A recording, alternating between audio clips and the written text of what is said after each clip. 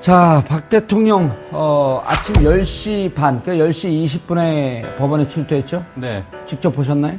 아니요, 직접 보진 못했고요. 예. 뭐 현장에 나가 있는 뭐 하느라고 그런 걸 못 봐요, 기자가?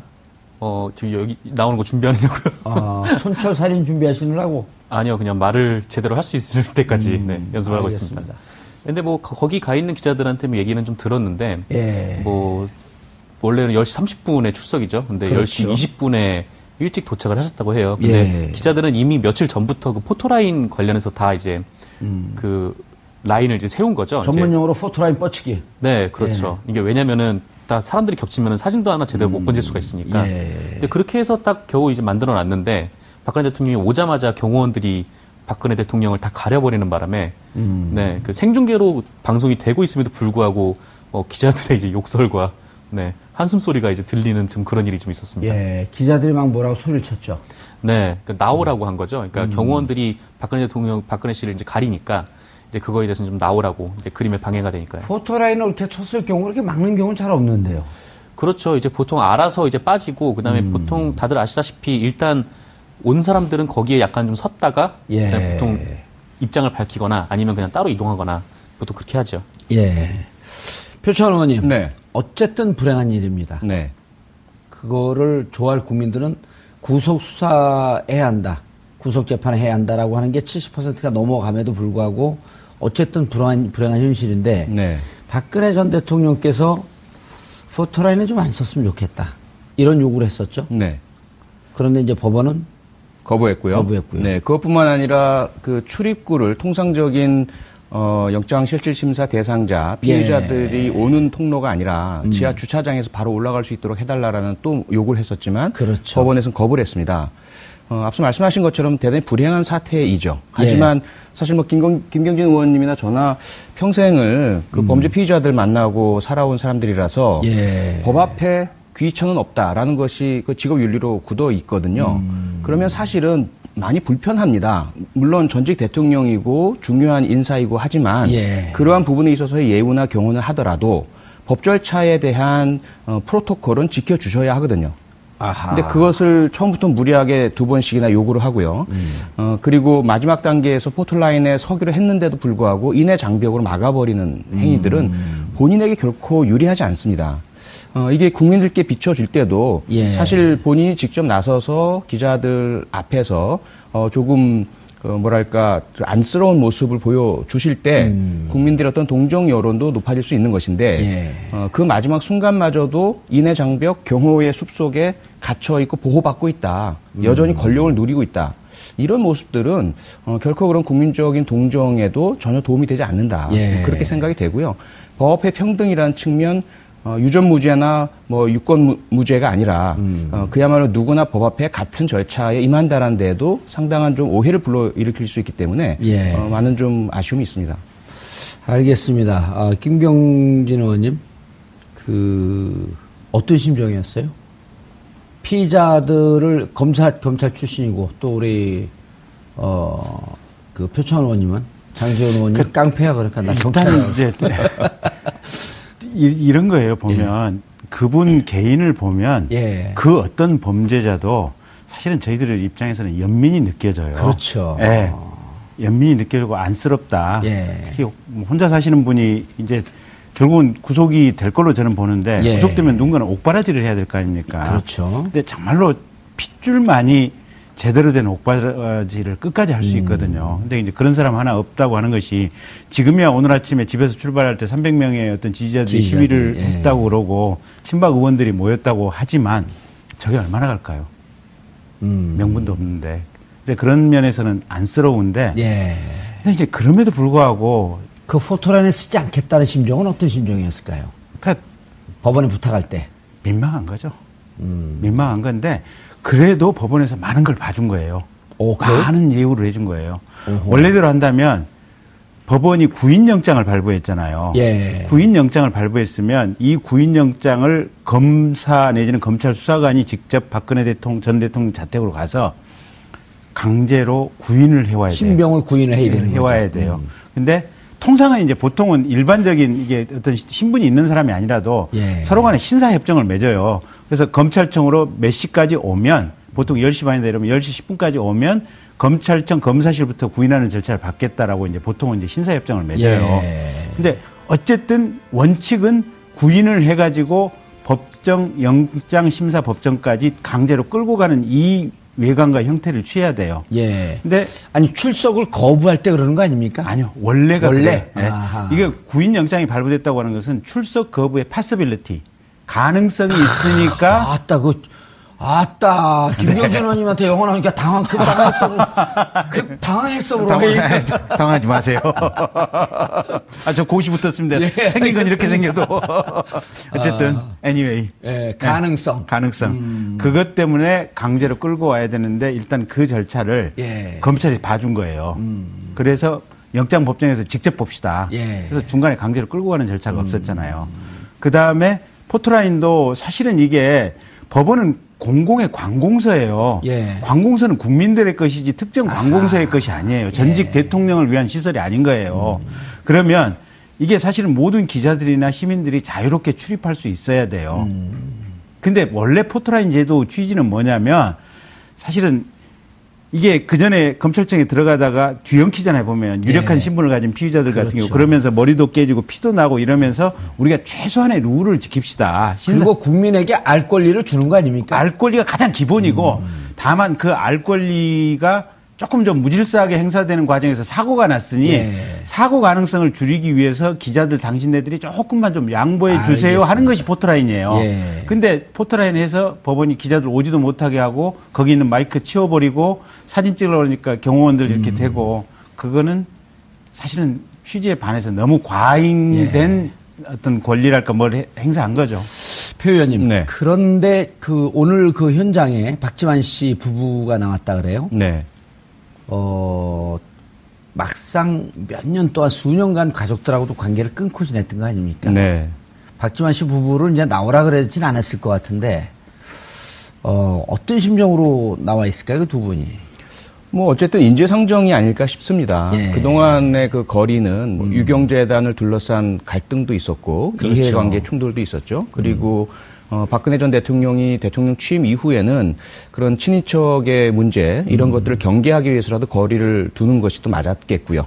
그런데 지금 그 신분 자체가 이제 피의자가 되어서 법원의 구속영장 실질심사를 받는 와중인데 이때 나오지 않으면 그건 정말 혈육과 그 인륜의 정에 어긋난다라고 볼 수 있는 거죠. 그래서 다른 이런 저런 것들보다는 그저 한 가족으로서 당연히 와서 어떤 정을 표한다 이렇게 봐야 될 것 같습니다. 구속 여부는 어떻게 될 것 같습니까?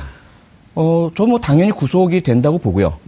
그냥 이제 법 절차적인 측면에서 봤을 때 관례라든지 혐의의 중요함, 증거인멸 도주 우려 가장 중요한 구속 사유잖아요. 그렇죠. 그런데 그 증거인멸이나 도주 우려라는 것은 얼마나 심각한 혐의이냐. 만약에 유죄 판결을 받을 경우에 혹은 기소될 경우에 그것이 얼마나 중대한 처벌로 이어질 수 있느냐. 이것과 상당한 관계가 있거든요. 그렇죠. 지금 현재 뭐 주거가 좋은 집에 사느냐 또는 누구에게나 열려져 있는 곳이냐 이것과는 상관이 없는 것입니다. 또 하나 중요한 것은 수사에 어느 정도 순응할 것이냐. 검찰이 이제 이후에 정말 본격적인 수사를 해야 하고 조사를 해야 될 텐데 오늘 아파서 안 갈래요. 오늘 무슨 일이 있으니 못 갑니다. 이렇게 되면 상당히 심각한 문제가 빚어질 텐데요. 그럴 가능성도 충분히 고려가 된다는 거죠. 그렇게 본다면 지금 뇌물죄 또는 뭐 직권남용, 강요, 기타 상당히 많은 범죄 혐의와 그 범죄 혐의 하나하나의 막중함, 그 형량도 상당히 심각하고요. 이런 상태인데 본인이 거의 대부분 또 부인을 하고 있어요.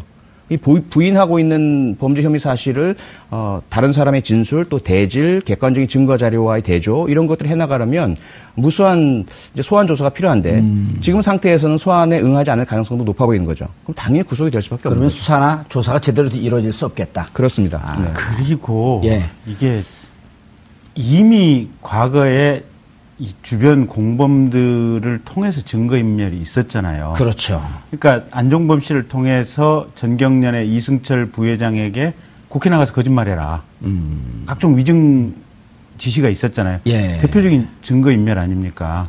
그다음에 어떤 경로인지는 모르겠지만 최순실 씨가 한국에 있는 이 직원들에게 컴퓨터 부숴라. 이런 증거인멸 지시가 있었고 둘이 대포폰으로 계속 통화를 했고 대포폰으로 계속해서 통화를 했었고 이런 일련의 흐름들이 공범들에 의해서 이미 증거인멸이 있었고 본인이 정규제 TV하고 인터뷰를 하면서 계속해서 엉뚱한 소리 했잖아요. 예. 검찰에서 조사받으면서 범행을 부인했잖아요. 오늘도 아마 실질심사하면서 범행을 부인하고 있을 터인데 그렇겠죠. 부인하고 있는 상황에서 과거에 최소한 본인으로부터 시작됐을 것으로 거의 확실시되는 증거인멸이 많이 있었잖아요. 과거에도 증거인멸이 있었고 지금도 증거인멸의 가능성이 농후하고 대포폰으로 통화를 했고 예. 앞으로도 농후하고 그러니까 이런 상황에서 구속이 안 된다고 한다면 앞으로 대한민국에서 구속될 사람이 없는 거죠. 하나도 없는 거예요. 알겠습니다. 표 의원님. 네. 자, 그럼 두 분 다 구속 가능성, 그리고 대부분 언론, 대부분 법조 전문가들이 이건 이미 공범들 다 구속되어 있고, 네. 그리고 공범에 어찌 보면은 우두머리격인데 네. 구속 안 될 수 없다. 이제 이런 논리들을 많이 펴고 있는데 그것이 미칠 정치권의 풍향이 중요하거든요. 네. 그래서 구속이 되면 지금 현재 어쨌든 더불어민주당, 국민의당, 야당이 아주 강세를 보이고 있는 장미 대선 판이에요. 구속이 되면 이 판이 좀 흔들릴까요? 어쩔까요? 초기에는 그런 전망들이 있었죠. 예. 박근혜 전 대통령이 아무리 그런 거대한 국정농단 의혹에 휩싸여 있다 하더라도 그래도 국민의 반 이상의 지지를 받고 당선된 대통령이고 그렇죠. 그리고 본인이 이용당했다라는 그런 어떤 동정 여론도 분명히 있었던 참이고요. 예. 그리고 그 정도 했으면 됐지 않느냐. 국회에서도 탄핵 의결했지. 헌법재판소에서도 탄핵 심판했지. 예. 뭐 더 구속까지 시켜야 되느냐. 이러한 여론이 있을 수 있다라는 전망이 있었어요. 그런데 점차 구속시켜야 된다는 여론이 또 올라가요. 더 올라갔죠. 그 왜 예. 그러냐면 그럴 그 좋은 호기를 어떤 대중 여론 심리 측면에서 봤을 때 아주 호기였어요. 예. 이때 만약에 박근혜 전 대통령의 변호인단과 친박 의원들과 자유한국당 이들이 만약에 법 절차에 순응하고 헌법을 수호하고 참담하고 억울하고 혹은 너무 좀 이게 오해다라는 느낌이 있다 하더라도 정해져 있는 검찰과 특검과 헌법재판소와 국회의 그러한 절차에는 순응하는 모습을 보여줬을 때 국민들은 너무 심하다. 그리고 예. 너희들도 왜 안 도와주냐. 이렇게 하면서 변호인단들이나 친박 의원들이 오히려 조금 비판과 비난을 받더라도 박근혜 전 대통령은 올라갈 수가 있어요. 예. 동조의 대상이 될 수가 있고. 그런데 이들이 처한 대처는 정반대였습니다. 자기들이 떠올랐어요. 그 변호인단은 전부 뭐 탄핵 반대 집회 나와서 자기를 띄우고 태극기 두르고 영웅으로 예. 묘사돼서 나타나고 자신의 의뢰인인 박근혜 전 대통령에게는 불리할 수밖에 없는 언동만을 일삼았어요. 헌법재판관들을 모욕하고 법정에 대한 그런 절차를 방해하고 그리고 국회나 국가 헌정 질서에 순응하지 않는 모습들을 보여왔단 말이죠. 친박 의원들도 마찬가지고 지금도 자유한국당은 요소마다 막말에 명예훼손에 선거법 예. 위반에 방송 장악에 이런 모습들을 보이고 있는데 그런 상태다 보니까 국민이 마음을 완전히 떠나버린 거죠. 이들의 어떤 둘러싸이는 소수의 친박 단체들과 친박 의원들과 예. 변호인단에 둘러싸여 있는 그들만의 공주인 박근혜 전 대통령에게 내가 동정심을 가질 필요가 없다. 이것이 어떤 중도를 포함한 많은 국민들의 심리이기 때문에 이제는 구속이 됐다고 해서 야권 중심의 대선판은 바뀌지 않을 것으로 좀 봅니다. 알겠습니다. 김경진 의원님. 저도 전적으로 동일한 의견입니다. 예. 이미 이 밑바닥 뿌리를 볼 만큼 봤고 볼 이상으로 봐버렸어요. 아하. 그래서 전혀 그리고 그것도 본인들의 자충수로. 그렇죠. 신뢰할 수 없다. 아예 그냥 관심 자체를 끊는 예. 것이 그냥 정상적이다. 라는 식의까지 국민들의 생각을 하고 있으니까 예. 구속이 된다고 한들 그건 당연한 거고 큰 파장이 없을 것이다. 네. 오히려 뭐 그럴 수는 뭐 불가능한 일이지만 만에 하나 구속이 안 되면 거꾸로 그 경우에는 국민들이 생각이 복잡해지면서 오호. 뭐 어떤 역풍이 불 수도 있겠지만 통상적으로 이렇게 예측한 대로 구속이 되고 이러면 예. 전혀 선거판에 영향을 못 미칠 선거판에 영향을 못 미칠 것이다. 온 사람들이라서 예. 법 앞에 귀천은 없다라는 것이 그 직업 윤리로 굳어 있거든요. 그러면 사실은 많이 불편합니다. 물론 전직 대통령이고 중요한 인사이고 하지만 예. 그러한 부분에 있어서의 예우나 경호는 하더라도 법 절차에 대한 프로토콜은 지켜주셔야 하거든요. 아하. 근데 그것을 처음부터 무리하게 2번씩이나 요구를 하고요. 그리고 마지막 단계에서 포털라인에 서기로 했는데도 불구하고 인해 장벽으로 막아버리는 행위들은 본인에게 결코 유리하지 않습니다. 이게 국민들께 비춰질 때도 예. 사실 본인이 직접 나서서 기자들 앞에서 조금 뭐랄까 안쓰러운 모습을 보여주실 때 국민들의 어떤 동정 여론도 높아질 수 있는 것인데 그 마지막 순간마저도 인해 장벽 경호의 숲속에 갇혀 있고 보호받고 있다. 여전히 권력을 누리고 있다. 이런 모습들은 결코 그런 국민적인 동정에도 전혀 도움이 되지 않는다. 예. 그렇게 생각이 되고요. 법의 평등이라는 측면 유전무죄나 뭐 유권무죄가 아니라 이제 그거에 대해서는 좀 나오라고 이제 그림에 방해가 되니까요. 포토라인을 이렇게 쳤을 경우 그렇게 막는 경우는 잘 없는데요. 그렇죠. 이제 보통 알아서 이제 빠지고 그다음에 보통 다들 아시다시피 일단 온 사람들은 거기에 약간 좀 섰다가 예. 그다음에 보통 입장을 밝히거나 아니면 그냥 따로 이동하거나 보통 그렇게 하죠. 예. 표창원 의원님. 네. 어쨌든 불행한 일입니다. 네. 그거를 좋아할 국민들은 구속 수사해야 한다. 구속 재판해야 한다라고 하는 게 70%가 넘어감에도 불구하고 어쨌든 불행한 현실인데 네. 박근혜 전 대통령께서 포토라인을 좀 안 썼으면 좋겠다. 이런 요구를 했었죠. 네. 그런데 이제 법원은 거부했고요. 네. 그것뿐만 아니라 그 출입구를 통상적인 영장실질심사 대상자 피해자들이 오는 통로가 아니라 지하 주차장에서 바로 올라갈 수 있도록 해달라라는 또 요구를 했었지만 그렇죠. 법원에서는 거부를 했습니다. 앞서 말씀하신 것처럼 대단히 불행한 사태이죠. 하지만 사실 뭐 김경진 의원님이나 저나 평생을 그 범죄 피의자들 만나고 자, 박 대통령 아침 10시 반, 그러니까 10시 20분에 법원에 출두했죠? 네. 직접 보셨나요? 아니요, 직접 보진 못했고요. 예. 뭐 현장에 나가 있는 뭐 하느라고 그런 걸 못 봐요, 기자가? 지금 여기 나오는 거 준비하느냐고요? 촌철 살인 준비하시느라고? 아니요, 그냥 말을 제대로 할 수 있을 때까지 연습을 하고 알겠습니다. 있습니다.